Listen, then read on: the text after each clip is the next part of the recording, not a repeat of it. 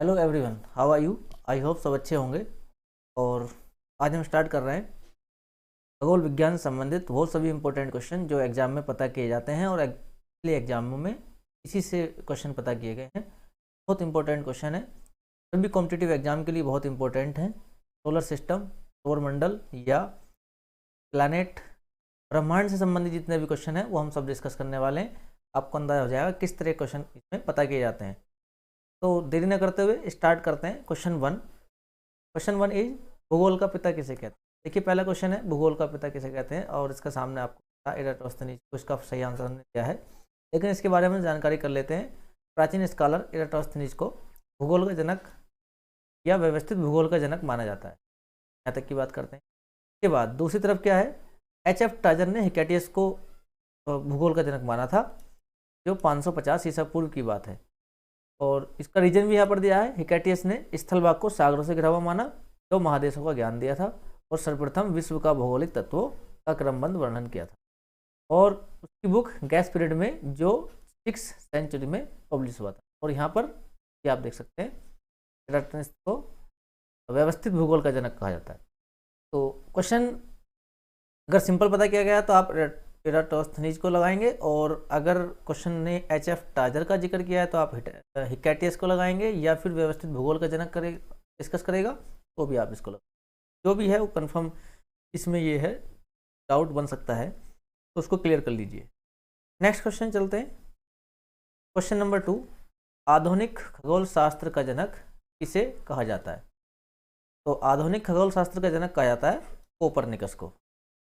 Next चलते हैं। Question number 3, पृथ्वी गोलाकार है, यह सर्वप्रथम किसने कहा था।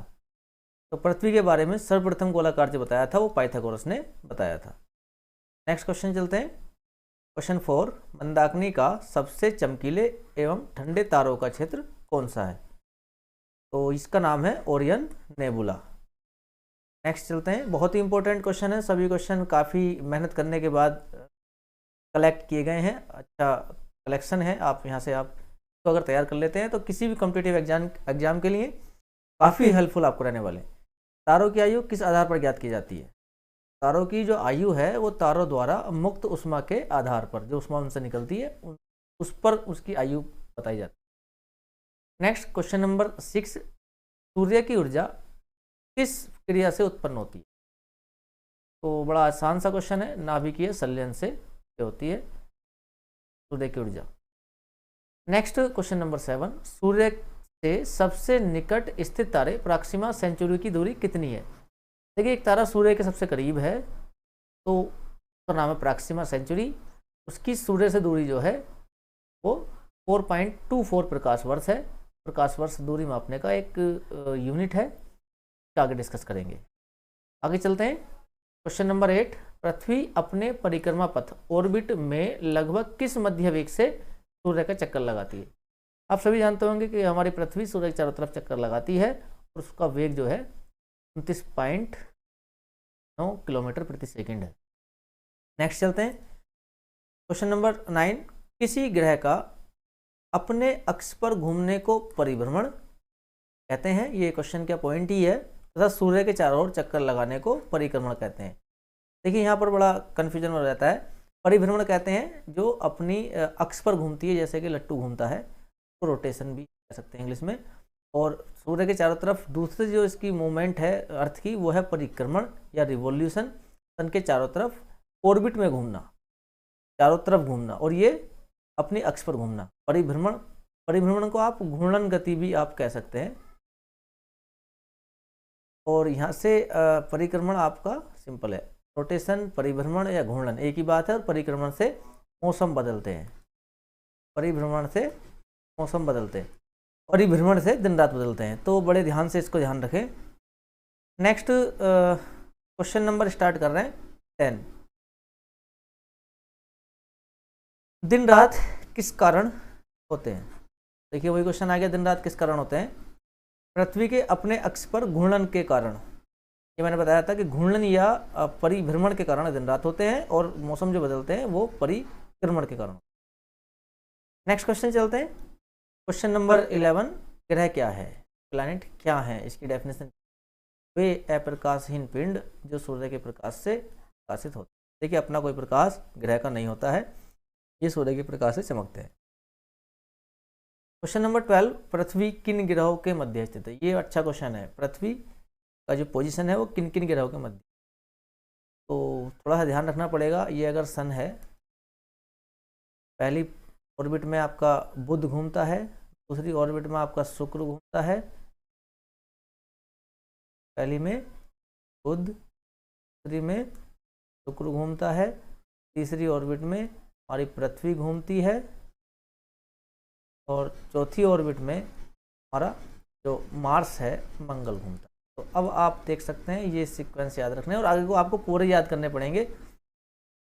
तो पृथ्वी जो है ये पृथ्वी है, ये शुक्र और मंगल के मध्य तरीके से आप ध्यान रख सकते हैं। नेक्स्ट क्वेश्चन नंबर 13 की तरफ चलते हैं। आकार एवं द्रव्यमान के अनुसार सबसे बड़ा ग्रह बृहस्पति है और सबसे छोटा ग्रह बुध है। ये भी अच्छे क्वेश्चन है कि सबसे बड़ा ग्रह कौन सा है? बृहस्पति। सबसे छोटा ग्रह कौन सा है? बुध। नेक्स्ट क्या है देखते हैं। क्वेश्चन 14, शनि का घनत्व सबसे कम, पृथ्वी का घनत्व सबसे अधिक है। देखिए शनि का घनत्व सबसे कम है और पृथ्वी का सभी ग्रहों में सबसे अधिक घनत्व है। नेक्स्ट चलते हैं आगे। क्वेश्चन नंबर 15 है, देखते हैं आप। बुध का परिक्रमण वेग सबसे कम तथा वरुण का परिक्रमण वेग सबसे अधिक होता है। ये भी फैक्ट याद रखना है। तो इसके बाद चलते हैं आगे। नेक्स्ट क्वेश्चन नंबर 16 है, बृहस्पति तथा शनि पर कौन सी प्रमुख गैसें पाई जाती हैं? बृहस्पति और शनि पर हाइड्रोजन, हीलियम, मीथेन, 3 गैसें याद करनी पड़ेंगी अच्छे से। 3 गैसें पाई जाती हैं। क्वेश्चन नंबर 17, हीरक वलय, डायमंड रिंग दूसरा नाम इसका, का दृश्य कब देखा जा सकता है? तो ये देखा जाता है पूर्ण सूर्य ग्रहण के समय। नेक्स्ट क्वेश्चन नंबर 18, सूर्य की परिधि पर वे 2 ग्रह जिनके कोई उपग्रह नहीं है, सैटेलाइट नहीं है, वो है बुध और शुक्र। रीजन क्या है कि ये सन के सबसे करीब है। अगर ये सन है तो पहली ऑर्बिट में बुध घूमता है, दूसरी ऑर्बिट में शुक्र घूमता है। तो इनका जो अट्रैक्शन है, मान लीजिए यहाँ पर ये इसका सैटेलाइट अगर घूमेगा तो इसका सन का अट्रैक्शन ज़्यादा होता है, उसको खींच लेता है। इसी तरीके से यहाँ पर इसमें अगर सैटेलाइट घूमेगा यहाँ पर तो सन का अट्रैक्शन इसको खींच लेगा, तो ये सैटेलाइट नहीं बनने देता है। सन का रीजन है। नेक्स्ट नंबर 19, जब दिन और रात की अवधि बराबर होती है तो सूर्य की किरणें सीधी पड़ती हैं। कहाँ पर सीधी पड़ती हैं? तो इसका आंसर होगा भूमध्य रेखा। नेक्स्ट क्वेश्चन करते हैं 20, हेल-बाप तथा हेली क्या है? तो हेल-बाप तथा हेली क्या है? ये उच्छल तारे हैं, कोमेट। नेक्स्ट 21 की तरफ चलते हैं। जीवन युक्त होने के कारण पृथ्वी को किस अन्य नाम से भी जाना जाता है? देखिए अर्थ पर ही जीवन है तो हमारी अर्थ को ग्रीन प्लैनेट के नाम से भी जाना जाता है। और ग्रीन प्लैनेट इसलिए कहा जाता है क्योंकि इसमें जीवन है। हालांकि ये ब्लू दिखती है स्पेस से तो, लेकिन अगर जीवन युक्त होने के कारण इसका बताना है तो वो ग्रीन प्लैनेट बताएं। नेक्स्ट क्वेश्चन 22, बृहस्पति का वलय, बृहस्पति का वलय किस पदार्थ से निर्मित होता है? तो बृहस्पति एक ग्रह है जो सबसे बड़ा है, उसके चारों ओर एक रिंग बन जाती है जो बनती है सिलिकेट की। नेक्स्ट 23, जब एक महीने में 2 पूर्णिमा हो तो दूसरी पूर्णिमा वाले चांद को क्या कहते हैं? तो इसे कहते हैं blue moon. Next question number 24, Titan किस ग्रह का सबसे बड़ा उपग्रह है? टाइटन ब्रह्मांड का दूसरा सबसे बड़ा उपग्रह है वैसे ये, लेकिन शनि का सबसे बड़ा उपग्रह है। सबसे ओवरऑल अगर बात करें ब्रह्मांड में सबसे बड़ा उपग्रह पृथ्वी का ही है जो चंद्रमा है, उसके बाद शनि का है जो टाइटन के नाम से जाना है। नेक्स्ट 25, अरुण या यूरेनस को सूर्य की एक परिक्रमा करने में लगभग कितना समय लगता है? तो अरुण को लगते हैं 84 वर्ष, तो पृथ्वी को लगता है 1 वर्ष। 26, सूर्य का जुड़वा तारा किसे कहते हैं? अच्छा क्वेश्चन है, इसका नाम है नेमेसिस। 27, किस ग्रह के दिन का मान अवधि, तो ये बल्कि किसी होना चाहिए यहाँ पर, किसी ग्रह के दिन का मान अवधि और उसके अक्ष का झुकाव लगभग पृथ्वी के दिन के मान के बराबर, झुकाव के समतुल्य है। मतलब जैसा पृथ्वी का है ऐसे ही उस ग्रह का है। यह कथन किस ग्रह के संदर्भ में सही है? तो ये होता है मंगल ग्रह के। मंगल ग्रह की सिचुएशन है वो लगभग अर्थ के जैसी है, झुकाव भी, दिन का मान की अवधि जो भी बताया गया वो लगभग बराबर होती है, लेकिन डेंसिटी थोड़ी सी कम होती है इसकी। जो घनत्व है पृथ्वी के घनत्व से कम होती है, पृथ्वी का घनत्व सबसे ज़्यादा है। 1610 ईस्वी में बृहस्पति के उपग्रह की खोज किस वैज्ञानिक ने की थी? बृहस्पति के उपग्रह की खोज की थी गैलीलियो ने। नेक्स्ट 29, वे ग्रह जिनके चारों ओर वलय रिंग होते हैं वो नाम क्या क्या है उनके?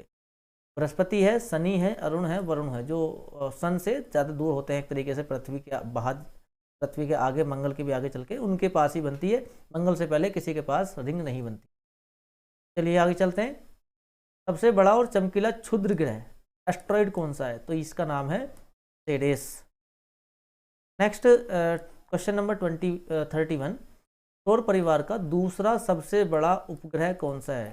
ये देखिए, वही मैंने डिस्कस किया था पीछे कि टाइटन जो है ये सबसे बड़ा उपग्रह, दूसरा सबसे बड़ा उपग्रह है सौर परिवार।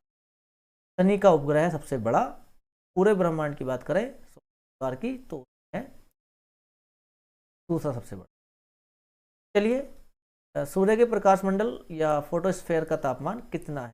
ये है लगभग 5500 डिग्री सेंटीग्रेड। आगे चलते हैं। चंद्र ग्रहण कब होता है? का आंसर है केवल पूर्णिमा को। नेक्स्ट चलते हैं 34, शांति का सागर सी ऑफ ट्रैंक्विलिटी किस उपग्रह पर स्थित है? ये है चंद्रमा पर। चलिए आगे चलते हैं। 35, फोबोस एवं डिमोस किसके उपग्रह हैं?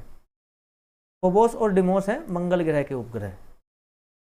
चलिए आगे चलते हैं। 36, चंद्रमा के धरातल पर दो व्यक्ति एक दूसरे की बात क्यों नहीं सुन सकते हैं?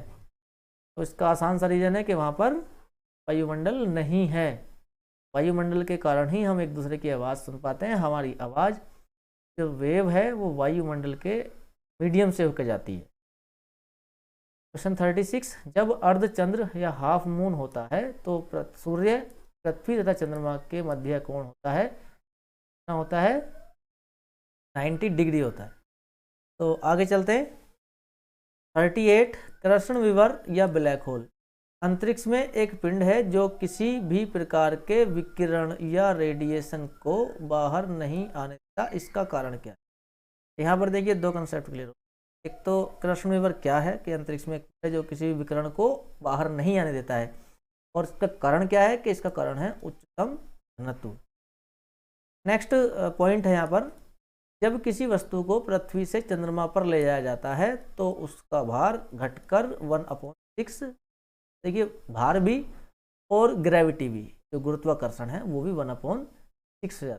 अगर हम G' सपोज करें तो चंद्रमा की, तो ये G/ जो अर्थ की है वो उसके अपॉन में, इसका मतलब क्या, भार कम हो जाएगा। नेक्स्ट 40, तारों के नष्ट होने के लिए कौन सी आकाशीय परिघटना उत्तरदायी है? तारों के नष्ट होने के लिए जो मैंने ब्लैक होल का डिस्कस किया था, जिसमें पाती है कुछ भी वापस, या ब्लैक होल या कृष्ण विवर या कृष्ण छिद्र का काम तारों के नष्ट उत्तरदायी है। नेक्स्ट 41, कृष्ण छिद्र सिद्धांत, ब्लैक होल थ्योरी को प्रतिपादित किया था, किसने प्रतिपादित किया था? तो इसका आंसर होगा एस चंद्रशेखर ने। नेक्स्ट 42, सबसे चमकीला तारा कौन सा है? इसका नाम है साइरस या डॉग स्टार। नेक्स्ट 43, सूर्य ग्रहण कब होता है? ये होता है केवल अमावस्या के दिन। 4, एक निश्चित आकृति में व्यवस्थित तारों का समूह क्या कहलाता है? इसे कहते हैं नक्षत्र, एस्टेरिज्म। नेक्स्ट 45, ब्रह्मांड में सबसे दूर स्थित तारा कौन सा है? तो ब्रह्मांड में सबसे दूर स्थित तारा है इकारस। आगे चलते हैं। 46, ध्रुव तारा, पोल स्टार और नॉर्थ स्टार दोनों बातें देखें, पोल स्टार के नाम से भी क्वेश्चन पता कर सकता है, या नॉर्थ स्टार के नाम से पता कर सकता है, या ध्रुव तारे के नाम से पता कर सकता है। किस तारामंडल की ओर संकेत करते हैं? तो ये होते हैं सप्तऋषि तारामंडल, जो उत्तर दिशा में दिखाई देता है। नेक्स्ट 46, मंगल और बृहस्पति की कक्षाओं के मध्य सूर्य की परिक्रमा करने वाले आकाशीय पिंड को क्या कहते हैं? उन्हें कहते हैं हम एस्ट्रॉइड, रुद्र ग्रह। नेक्स्ट 48, उल्का किसको कहते हैं? उल्का पिंड सुनते हैं आप जैसे, तो ये होता है टूटता हुआ तारा। 49, एकमात्र क्षुद्र ग्रह जिसे नग्न आंखों से देखा जा सकता है, तो ये होता है वेस्टा। क्वेश्चन 50, अरुण और शुक्र किस दिशा में घूर्णन करते हैं? तो इनकी जो घूर्णन करने की दिशा होती है वो बाकी ग्रह से उल्टी होती है। बाकी ग्रह में आप अपनी पृथ्वी का याद रखें, पृथ्वी पश्चिम से पूर्व की ओर घूमती है, जबकि ये जो ग्रह हैं ये पूर्व से पश्चिम की ओर घूमते हैं। चलिए आगे चलते हैं। 51, निहारिका किससे मिलकर अत्यधिक प्रकाशमान पिंड बन जाता है? तो ये है गैस और धूलकण से मिलकर काफी प्रकाश। क्वेश्चन 52, भारत के मंगलयान मिशन को किसके द्वारा प्रक्षेपित किया गया था? इसका आंसर है PSLV-25।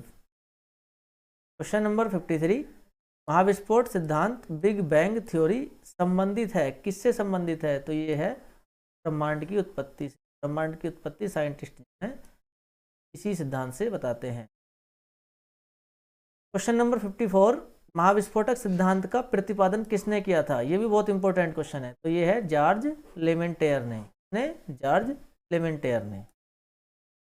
55, वह गैलेक्सी जिसमें हमारा सौरमंडल स्थित है उसको क्या कहते हैं?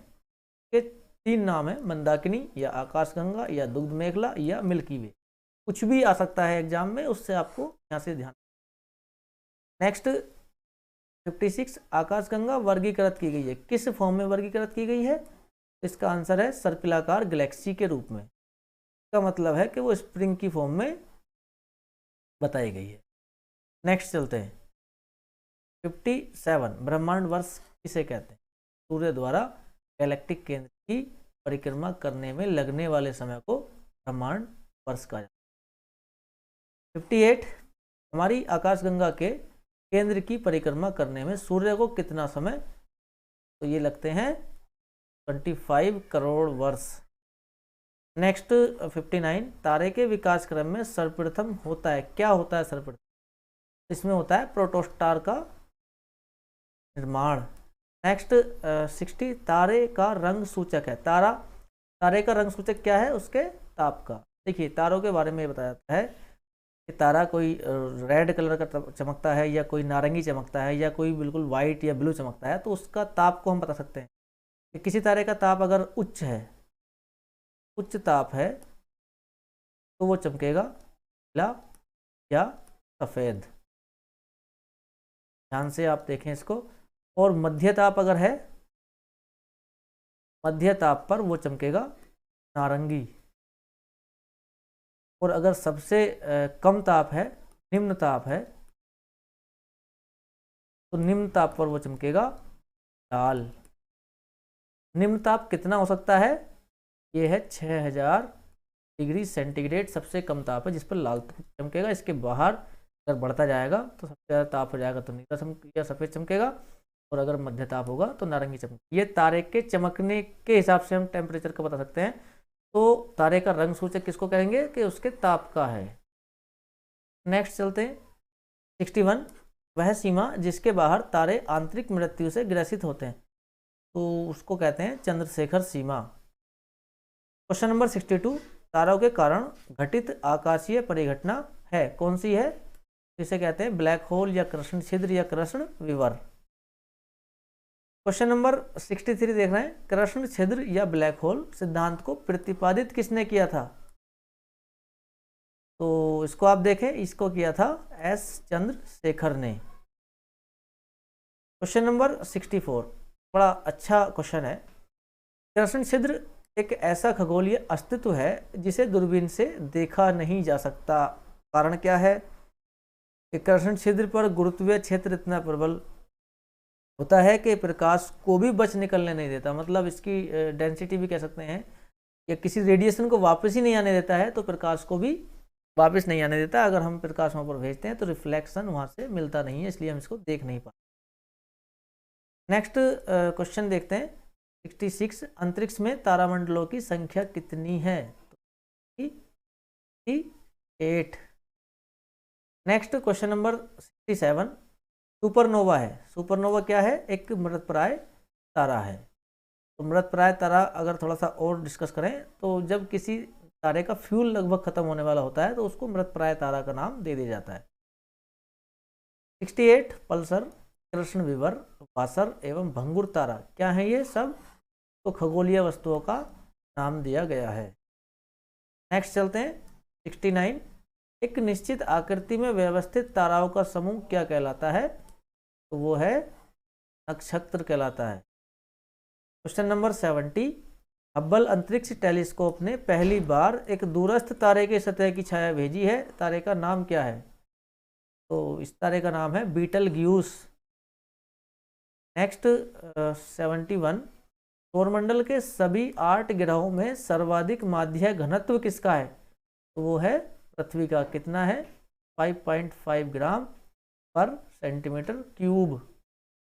नेक्स्ट, पृथ्वी का विषुवतीय विस्तार 12,756.92 किलोमीटर है, जबकि ध्रुवीय विस्तार कितना है? तो ध्रुवीय विस्तार भी लगभग इतना ही है, 713 हो जाता है, 0.6 किलोमीटर। याद करने वाला है बिल्कुल। नेक्स्ट क्वेश्चन नंबर 73, पृथ्वी और सूर्य के बीचों बीच स्थित अंतरिक्ष यान में बैठे व्यक्ति को दिखाई पड़ेगा कि क्या दिखाई पड़ेगा? कि आकाश के बारे में कि वो काला है, और तारे देखेगा तो वो टिमटिमाते नजर नहीं आएंगे। चलिए नेक्स्ट 74, पृथ्वी के संगठन में मुख्य तत्व क्या है? तो ये है लोहा 35%, ऑक्सीजन 30%, सिलिकॉन 15। आगे देखते हैं, प्रकाश वर्ष किसकी इकाई है? वर्ष समझ के कभी टाइम की मत लगा देना, ये दूरी की है। दूरी कितनी प्रकाश द्वारा एक साल में चली गई दूरी? नहीं चलता है प्रकाश एक साल में? 1 सेकंड की बात करते हैं। 1 सेकंड में चलता है प्रकाश 3 लाख किलोमीटर पर सेकंड। 1 सेकंड में चलता है 3 लाख किलोमीटर।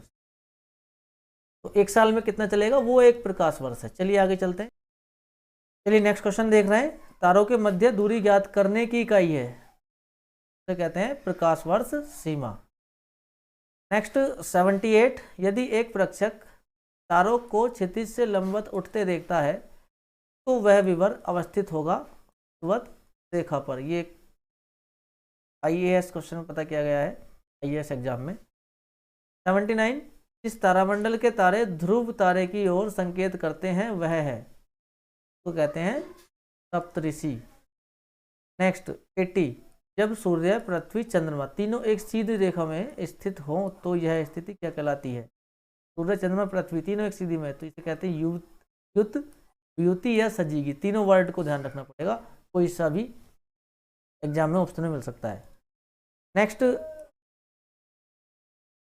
81, चंद्रमा का कक्षतल पृथ्वी के कक्षतल से कितने अंश का कोण बनाता है? तो ये बनाता है 5 डिग्री 9 मिनट।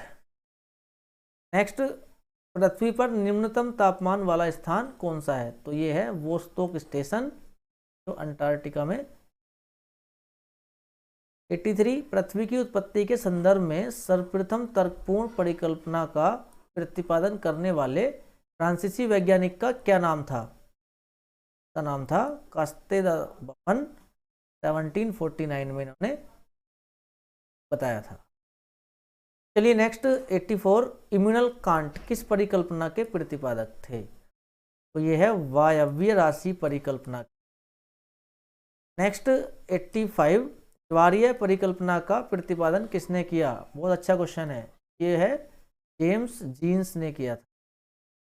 86, भूगर्भित इतिहास के अनुसार, ये अनुसार वर्ड है, वर्तमान या आधुनिक युग क्या कहलाता है? तो इसे कहते हैं हेलोसीन युग। तो क्वेश्चन 87 है, 23.5 डिग्री उत्तरी अक्षांश रेखा तो को कहते हैं कर्क रेखा कहलाती है, और 23.5 डिग्री दक्षिणी अक्षांश रेखा को क्या कहते हैं? इसे कहते हैं दक्षिणी तो मकर रेखा। नेक्स्ट 88, दो देशांतर रेखाओं के मध्य की दूरी 111 किलोमीटर है, तो अक्षांशों के बीच की दूरी कितनी है? देशांतर रेखा और अक्षांशों के बीच की दूरी लगभग बराबर है, तो 111 किलोमीटर ही होगी। नेक्स्ट 89, दो देशांतर के बीच समय का अंतर होता है 4 मिनट, 0 डिग्री देशांतर से 15 डिग्री देशांतर के बीच समय का अंतर कितना होगा? इसका आंसर होगा 60 मिनट या 1 घंटा। कि दो देशांतरों के बीच में 4 मिनट का, तो 1 से 0 से 15 देशांतर के बीच में समय आ जाएगा 60 मिनट का, 15 देशांतर। 90, पृथ्वी के घूर्णन की वास्तविक अवधि कितनी है? घूर्णन का मतलब रोटेशन, 23 घंटा 56 मिनट 4 सेकेंड।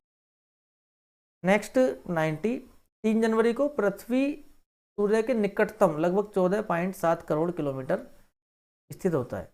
यह स्थिति क्या कहलाती है? देखिए इस स्थिति को कहते हैं जो करीब होती है उपसौर या परिहेलियन। 3 जनवरी को ये होता है। इसके बाद दूसरा देखते हैं, अपसौर या उपहेलियन। अपसौर या अपहेलियन की स्थिति में सूर्य पृथ्वी से दूरस्थ होता है, जो 15.2 करोड़ किलोमीटर।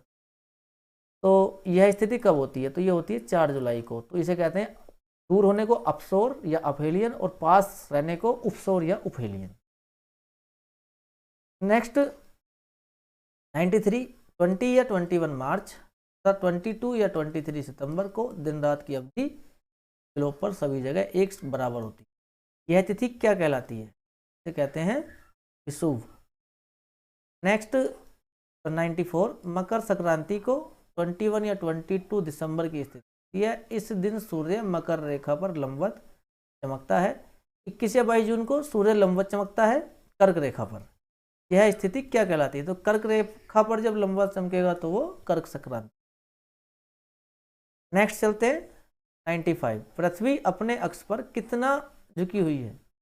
तो ये है 23.5 डिग्री। नेक्स्ट चलते हैं 96, पृथ्वी पर विभिन्न मौसमों के लिए जिम्मेदार है पृथ्वी की परिक्रमण गति या रिवोल्यूशन मोशन।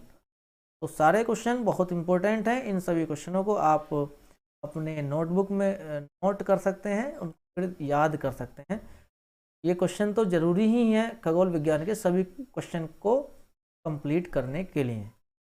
नेक्स्ट 97, पृथ्वी की उत्पत्ति के संदर्भ में नवीनतम सिद्धांत क्या है? तो ये है महाविस्फोट सिद्धांत। तो बहुत इंपॉर्टेंट क्वेश्चन है, आप इनको अच्छे से तैयार कर लें। और अगर वीडियो अच्छी लग रही है, क्वेश्चन अच्छे लग रहे हैं, तो हमारे चैनल को सब्सक्राइब करें और वीडियो को शेयर भी करें। नेक्स्ट 98, पृथ्वी की आकृति को क्या कहा जाता है? तो कहते हैं भू-आभ या जियोड। क्वेश्चन नंबर 99, किसी मध्याह्न रेखा के ऊपर किसी नक्षत्र के 2 बार गुजरने की अवधि को क्या कहते हैं? तो इसे कहते हैं नक्षत्र दिवस। क्वेश्चन 100, पश्चिम से पूर्व पृथ्वी से चंद्रमा की दूरी कितनी है? तो ये है 3.84 लाख किलोमीटर। नेक्स्ट और लास्ट क्वेश्चन, वर्तमान में सार्वभौमिक रूप से स्वीकार्य कैलेंडर को अंतिम रूप प्रदान करने का श्रेय किसको जाता है? तो ये है पोप ग्रेगरी 13 को।